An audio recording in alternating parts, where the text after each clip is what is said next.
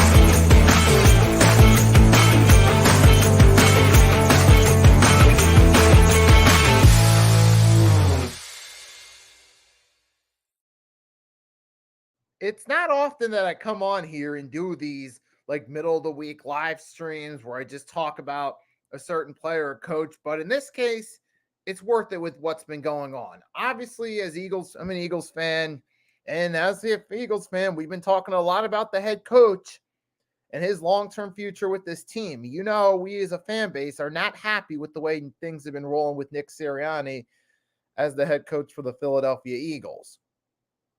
But with that being said, though, hey, we got to talk about it. And we've seen signs, especially over the past 2 seasons, that Sirianni is not the guy. Is not going to have. It's not the best guy for the long term. We've seen a lot of struggles that are consistent throughout Sirianni's time. The main one is play calling. That's been a struggle consistently throughout Nick Sirianni's time with the Philadelphia Eagles, going back to his first season in 2021.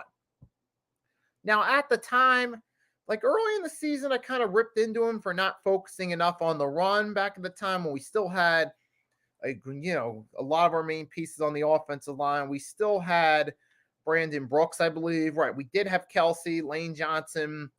We had Landon Dickerson was a rookie. We had, so we had all those pieces there. And, we were focusing heavily on the pass. We didn't have our weapons at the time were rookie Devontae Smith, Jalen Reagor. Then eventually Dallas Goedert because we got rid of Zach Ertz pretty early in the season. But that was our main guys we had at wide receiver early in that season. And, we were kind of focusing more heavy on the pass. We weren't really running a lot with Miles Sanders that year. And then 2022, okay, we were kind of, did a little bit. We kind of did lenient pass, but hey, Jalen had an excellent season. We had A.J. Brown was there, Devontae Smith, Dallas Goedert. The whole offense was clicking. We gave Miles Sanders the ball enough where he could help break the game open. He even made a Pro Bowl nod. We had a Super Bowl appearance, and our defense was absolutely on fire. C.J. Gardner-Johnson, Hassan Reddick, even Darius Slay. Those guys were excellent and on point that season. Then last season was, we all know the story of last season. We started off 10-1, then collapsed late in the season. Even when we were winning games, we were winning ugly. We were winning, but a lot of those games were games that you say we should have lost that game, or we got lucky we didn't blow it.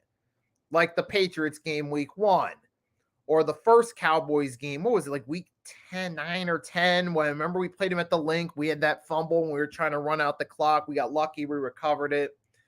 And the Cowboys nearly scored on the final play. Remember that one? But yeah, we had some ugly wins in that stretch. And then finally, the 49ers game, it all started to crash. And we mainly looked throughout the whole season, we blamed play calling for the downfall. We put the blame on Brian Johnson for it because we saw the differences between Shane Steichen and Brian Johnson. It was only natural that we as fans thought, okay, Shane Steichen's no longer here. That's the problem. And then literally looking back on it, Brian Johnson was a scapegoat for those problems. Because now we flash forward to this season, we got Kellen Moore, a more experienced play caller. Granted, the execution of the play calling is a little bit better, and I'm going to shout out I Am Carlo. He's an Eagles content creator. He's a longtime content creator, like along with Desert Eagle 90. I first learned about him from a shout out from DE back in 2021, early 2021. We were still kind of in pandemic mode. But long story short, I Am Carlo. Shout out to him, longtime Eagles content creator. In his recap of the Browns-Eagles game, he brought up a great point, and I'm going to reiterate. The play calling execution looks better this season because Kellen Moore has more experience with play calling than Brian Johnson did. Brian Johnson, that was his first time in that role. When you think about it, it was really just Nick Sirianni handing him a playbook saying, hey, run these plays. You get to call which play we're going to run, but it is my playbook. And that kind of handicapped Brian Johnson's abilities to call plays because he only had a limited arsenal of plays he could do. And now the same thing's happening, it feels like, with Kellen Moore. He can call the plays, but he's got a limit. He's kind of handcuffed like Brian Johnson with only a certain amount of plays he can call. Now, Kellen Moore does a little bit better with the execution because he has more experience under his belt. He can read the situations better just from more experience. Whereas Brian Johnson, with less experience, he didn't really read it that well. And it's becoming more evident that it had more to do with Sirianni this year because, number one, a lot of the plays we're designing look the same as last year. Even with a new offensive coordinator and Kellen Moore, the plays look the same as last year. Number two, we look at Brian Johnson, the guy who got fired, and looking back on it was the scapegoat. He's over in Washington. They're doing a lot better now offensively than they were over here. Washington is 5th in total yards, which I'll get to that in a little bit when we do a comparison for total yardage, because I'm going to compare the Eagles to the rest of the teams in a few minutes. But Washington's doing a lot better offensively behind Jaden Daniels.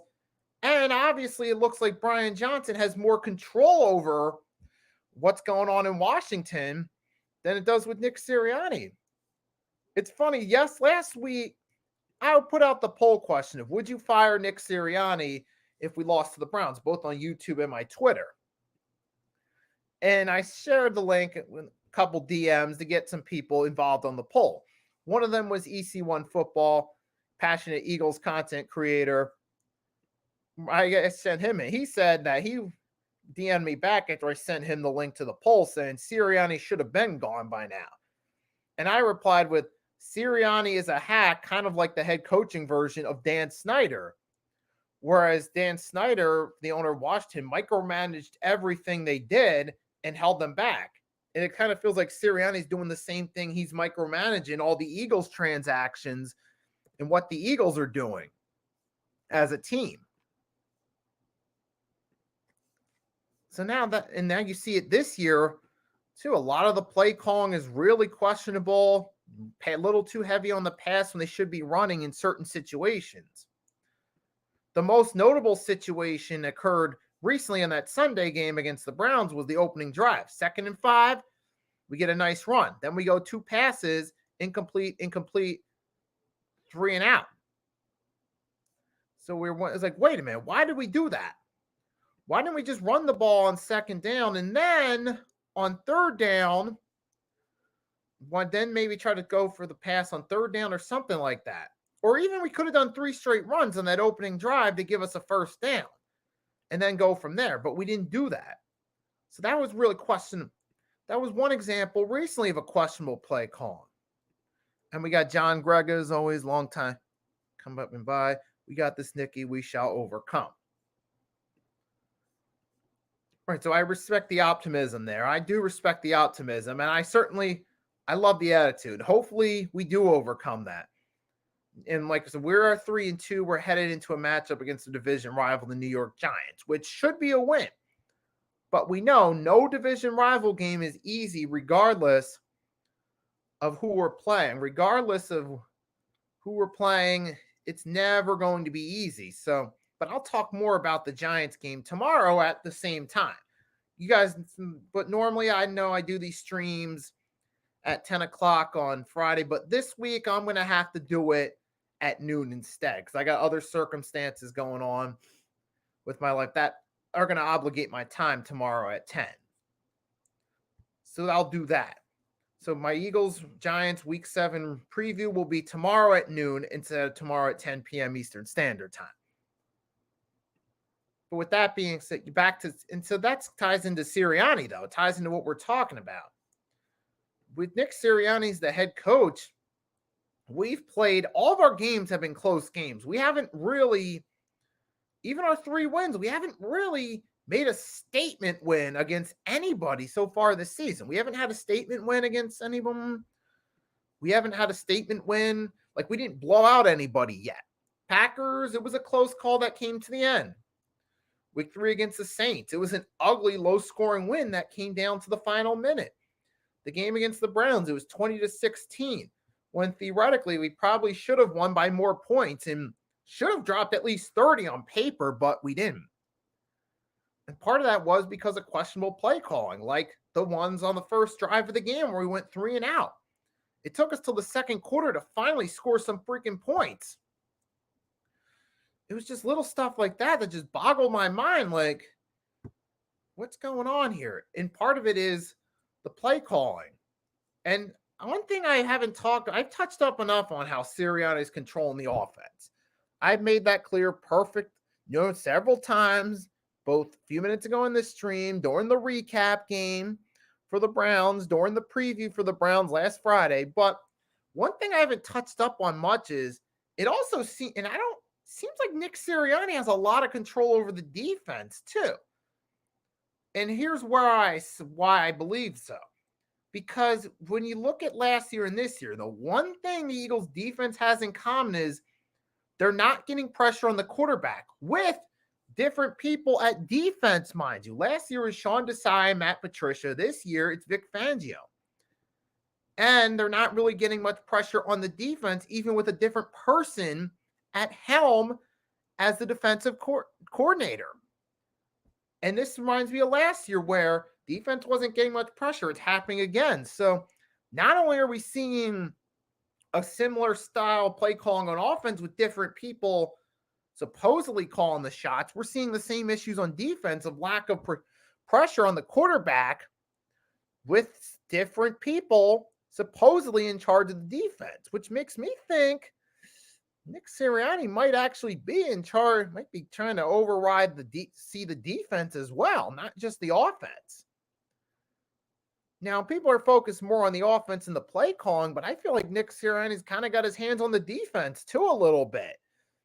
Since the defense is a lot of the same as we had last year. Not exactly the best coverage in the world at secondary, even though Quinyon Mitchell and Cooper DeJean have shown some promise. But outside of that, Darius Slay, he's dealing with injuries. And even when he was playing, he wasn't exactly lighting the world on fire when he was playing this season.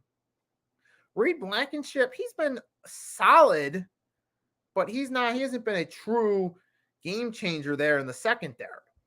And the lack of pressure up front is ridiculous. We supposedly have all the talent. Jordan Davis, Jalen Carter should be the 2 guys that are getting to the quarterback repeatedly. And they have at times gotten to the quarterback throughout the season. We did get 5 sacks on Watson, which is a season high thus far, but we're not really getting a whole lot of pressure on the quarterbacks. And this has hurt us on a few occasions, particularly the Bucs game. We barely got to Baker Mayfield in that week 4 matchup when the Bucs were off giving 12 combined sacks in weeks 2 and 3. That was supposedly the perfect game for us to pick up the pass rush, but we didn't. And then against the Browns, okay, we got 5 sacks, granted. But it took till now. And let's not forget week 2 against the Falcons Monday night, we barely got anything. And remember, the final drive, we didn't get any sort of pressure on Kirk Cousins when they just rode down the field on us. So I'm going to go out on a limb and say that Nick Sirianni is doing the same thing with the defense he is with the offense. He's trying too hard to control it. Now, you guys may agree or disagree with me on that, but I think it's the same issue. But I see the same issues on defense as I do offense. So I'll have to come forward and say it's the same problem. And with that being said, we're going to take a look at the Eagles' stats for the season. Compare the team stats and compare it to the rest of the league. So this is via ESPN.com. Let's start with total offensive yards, complete leaders. Let's take a look at it. Team offensive yards. You got Baltimore Ravens leading the pack, 49ers, Lions, Packers, Commanders with Brian Johnson fifth in total yards. Texans, Seahawks, Falcons, Bucks, Eagles. Okay, so we got 1, 2, 3, 4, 5, 6, 7, 8, 9, 10th in total yards on offense. All right, which is expected when you got a lot of talent on offense. You got one of the best running backs. You have some top receivers. You got a good tight end, a quarterback that can run. Okay, you are expected to put up total yards. So that's 10 yards. Now, let's take a look at defense in the league. Look at like the Tennessee Titans yards per game. They're actually doing a decent job of keeping guys shut down in terms of total yardage. The Jets are doing solid, Texans, even the Broncos, Chargers. But look at this list so far. Look, we're scrolling down and I don't see the Eagles yet. Eagles right down at the bottom of this is Seahawks giving up average 339 yards per game, but I don't see the Eagles. Yep, right below that. Eagles are giving up an average of 341 yards per game, which is close to the bottom here of this list. It's like at the midpoint. Eagles defense are mid in terms of stopping teams from getting total yardage. So there's a problem right there. Eagles are not. That's part of the problem of us not getting pressure on the quarterback. Is the Eagles. Oh, I mean, look at this middle of the pack right here in the Jets. There you got Jets second, third, fourth, fifth, sixth, seventh, eighth, ninth, 10th, 11th, 12th, 13th, 14th, 15th, 16th, 17th, 18th, 19th, 20th. We're 20th in total yards allowed. That's toward the bottom of the league. Obviously, we're doing something wrong there. So that's one problem. Now, let's take a look. Now, next, I'm going to look for something. Let's take a look. Let's take a look at sacks. I'm going to refresh the screen for you guys in a second. Let's take a look at how many sacks our defense is getting. Now, I know this seems like a lot right here, but this is going to tie into my point about the defense struggling. The Giants actually have the most sacks with 26. That's something what to think about when talking about Let's take a look. Eagles, 11 sacks. That's 32nd, 31st, 30th, 29, 28, 27, 26, 25th. We're 25th in the league, only recording 11 sacks. That's the problem with us not getting pressure on the quarterbacks. We had the same problem last year, and it's happening again this year. Now let's take a look at how many. Does it tell us how many sacks were? No, not on this one. But dude, we're not getting pressure on the quarterbacks, the bottom line. We had the same issue last year with different guys supposedly calling the shots, and it's the same thing again this year. The point being is, safe to say Sirianni's got his hands on both sides of it. The point being is, he's on thin ice right now. And the fact that the Eagles are 3-2, having dropped games to the Falcons and the Bucks and the Giants, even though it should be a win, there's still no guarantee. Because it is a division rival game. Division rivals always play up to their ability, to the best of their abilities in those situations. Division rivalry games there's always the opportunity and potential for it to be a close game. And being that the Giants are division rival, this could be a close game, especially considering we're off a close game against the 1-4, now 1-5 Cleveland Browns team, which we barely won. that's telling me that this is going to be another close game against the Giants. There's no guarantee that we actually win this one, even though we should.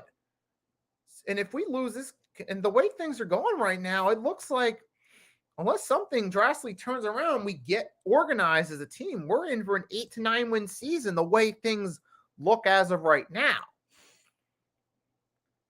But if I feel like that raises the question, will Sirianni survive? Because if we drop this game to the Giants, like if we were to go be 3-4 and drop 2 straight to the Giants and then to the Bengals, which hopefully doesn't happen, but if that does, Sirianni could be out. So that's raising questions on whether or not he'll survive the season. To me, Sirianni's job's on the line from a week-to-week basis the way things are looking right now. Unless a dramatic turnaround happens, that's the only way I can truly confidently say, okay, Sirianni is safe. But the thing is, as long as we're winning games, he's not going to get fired this season. But it's like, yeah, it's a tough slope right now. And I asked the poll question, if Sirianni were to be fired either the midseason or next season, who would be the long-term option at head coach going forward? Would it be possibly Coach Belichick coming back for one more coaching gig with the Eagles? Would it be a Robert Saleh, which a lot of you guys are not high on? Or here's another option. Could it be Deuce Staley? Remember, we hired Sirianni back in 2021 from Indianapolis coaching staff. But at the time, a lot of Eagles fans were pushing for Deuce Staley to get the promotion from running back coach to head coach because he had been there in that role for quite a bit. And the running backs were doing good under Deuce. But also at the same time, looking back, we still had a good offensive line. That plays a key role in it as well. I mean, your running backs are really as good as your offensive line. Take Miles Sanders as a perfect example. Look at him with the Eagles versus the Panthers. It's like 2 different players. Miles Sanders was looking like he had the potential to be a solid back with the Eagles. Now he's looking like Trent Richardson down with the Panthers, down south. I mean, it's right. It's like 2 different running backs. So let's not forget the offensive line. But the point being is Deuce Staley had put in his time. He was a player for the Eagles. He was a coach for them. He had love for the organization. The fans liked him. He seemed like the perfect fit to at least have the opportunity to become a head coach. Look at now the way things are Sirianni. Why not give Deuce Staley the opportunity? I mean, he's one of those guys who's put in his time as a coach, as a running backs coach. He at least deserves the opportunity to become a head coach and see what he can do with it. And I think looking back on, maybe he should have gotten the opportunity back in 2021. Would it have worked? Now, obviously, did. We'd be in an entirely different situation now, for better or worse. I don't know. But